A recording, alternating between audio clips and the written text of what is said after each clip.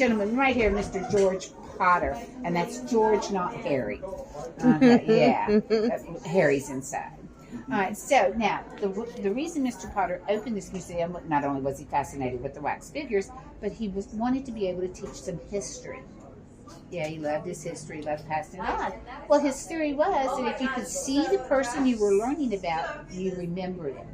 So he called up a company in London and said, I need about 50 very historic figures in wax, full size, send them to me.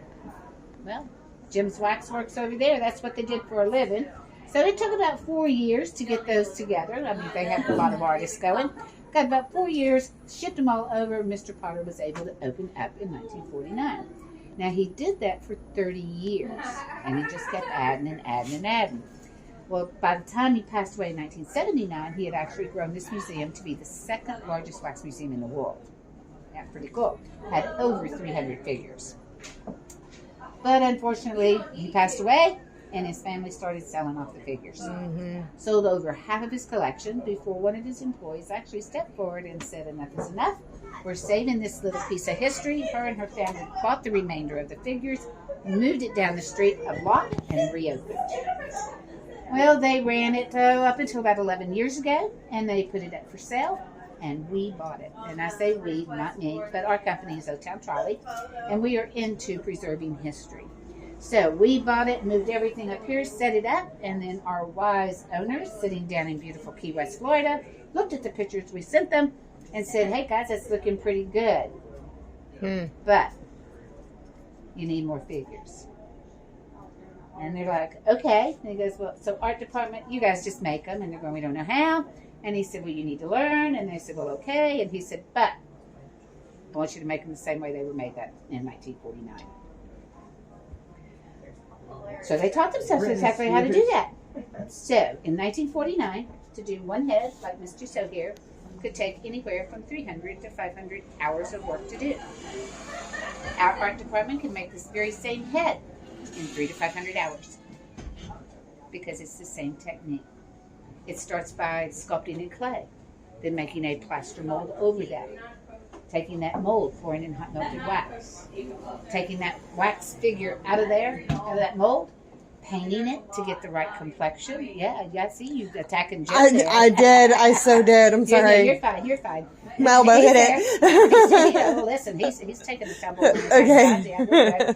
So, they painted to get that complexion, use medical prosthetics. Did you see the royal families?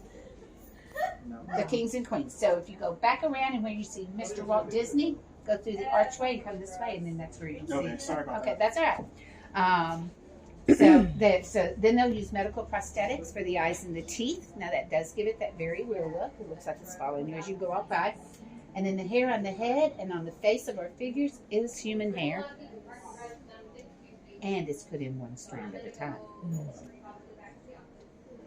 300 to 500 hours, she says. So that gets us ahead. Now to put it on a figure, like Mr. Flagler here, we still have to make the hands, might have to make feet, depending on the figure. It kind of depends on what all we have to make. The body underneath, what we do now is more of a mannequin using styrofoam and fiberglass. But anything that shows skin is going to be wax. That could take anywhere from 6 months to a full year to do one figure. So like I said, it's a slow growth here. But you know what? Our artists do great. They've done Mr. Flagler. They've added Dr. Martin Luther King Jr. They added Ray Charles. He has a lot of history here, went to school. And our two latest ones that we added, two new presidents, Barack Obama and Donald Trump, standing next to each other. Isn't that cute? With a little space. Arm's length, Yeah, cute.